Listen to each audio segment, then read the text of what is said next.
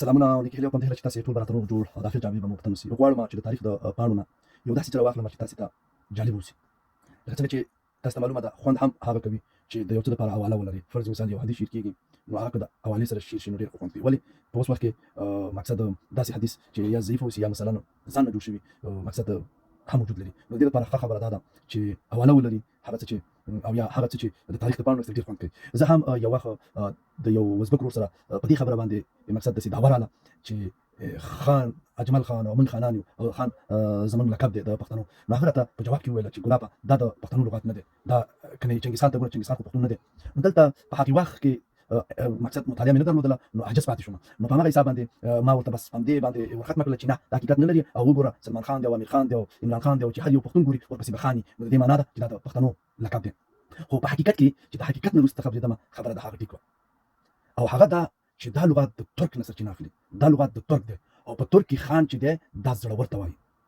نو هماغه څه دي چې چنګیز خان چې د مغولو او ډېر سخت قوي زړه یې درلوده او زړور و نو هماغه څه و چې چنګیز خان ته یې دا لقب ورکړ چې چنګیز خان یعنې چنګیز زړور. نو دا چې موږ ته راغله دا څنګه راغله دا خبره د بل ځای نه راغلې ده او هغه ده برتانویان لویه برتانیا. هغوی دغه د خان او ارباب نومونه په پښتنو باندې د دې لپاره کېښود او دغه خلک یو څو مثلا په یو کلي کې ارباب او خان د جوړ کړه مثلا دغه قوه وغه قوت یې ورله ورکړه واک یې ورله ورکړه چې بلها پښتانه افغانان په کنټرول لاندې راولي. نو هغوی ته مثلا هغه امکانات ور برابر کړل چې دوی خانان شي اربابان شي نو دوی باندې بیا بلها ولسونه د کنټرول لاندې راوستي او ځپلې په دغه شکل باندې.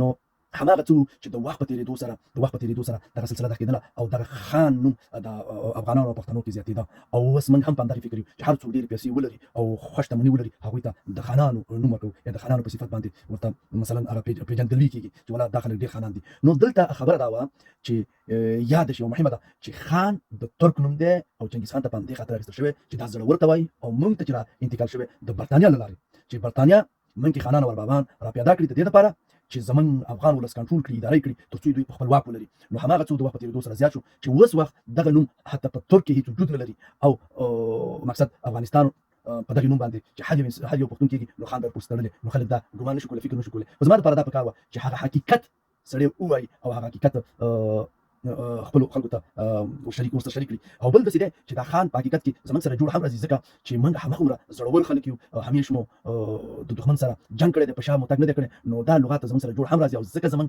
د هر یو پښتون نوم وګرځېد چې اوس مو پاکستان یا پنجاب غږ کوي چې پټان یا خان به آجاو مقصد همدغومره زړور دي. نو باید موږ د عقل نه کار واخلو او بله خبره دا ده چې خپل تاریخ موږ پخپله ولیکو او بل نه دې ته ونه لرو چې زموږ تاریخ دې زموږ دپاره ولیکي او هغه هم په زرینو کرښو دا امکان نه لري. ما ته راکړئ اجازه پر